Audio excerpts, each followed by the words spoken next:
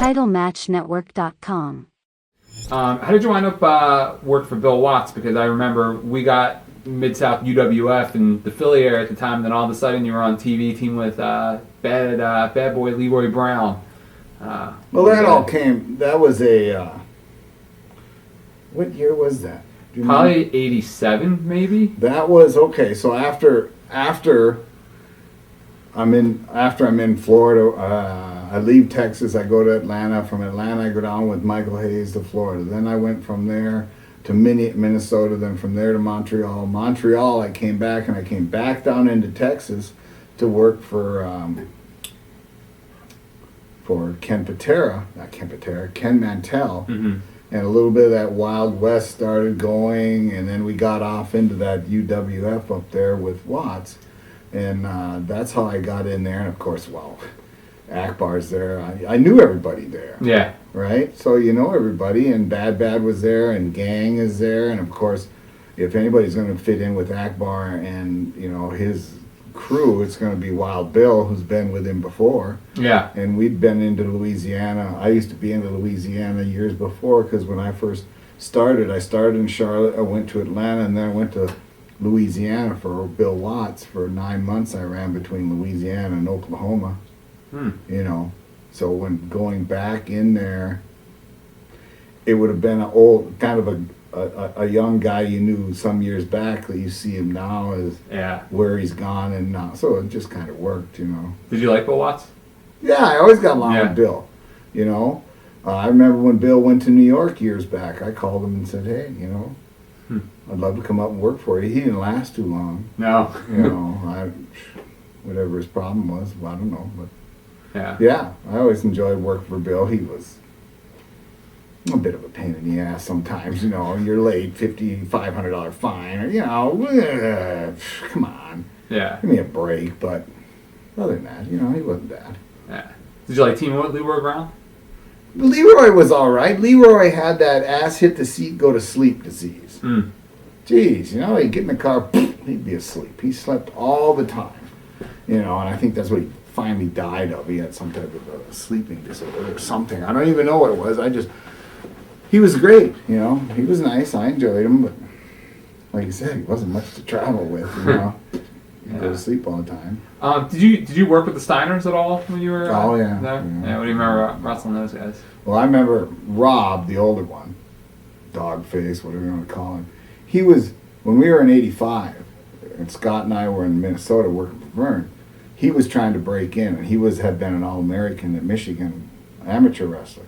He had bowling balls for shoulders. Oh, God, it was unbelievable. You see him, and he just had these big, round shoulders like this, you know. And he was, you know, the amateur. He was always that way, and he used to always have fun with him and Scott.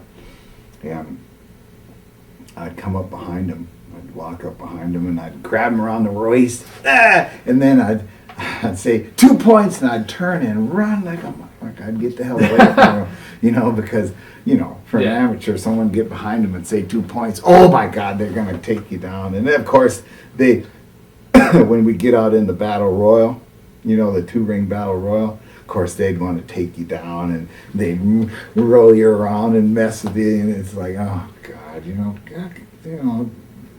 they just have fun. They were always fun. I remember one time we were in, I want to say it's like Cleveland or somewhere up there. And of course Grizzly Smith was running the shows, and the 2 Steiners were there, and Rob and those guys. And we were playing catch. Somebody would have a ball. There's always screwing around the back. What are you going to do? You got an hour. They want you there early, you know. So, you know, you'd get a ball, and you're throwing it around, you'd bounce it on a wall, or you'd play catch or something, just goofing, you know. And Rob came by, and I threw it at him, and he wasn't looking at it, hit him. You know, and that's like, ooh, you know. Yeah, you know, it's so fun with him. And then so Grizzly, he calls a meeting, and he's got a little meeting going. All of a sudden, son of a bitch, what was that? God damn it.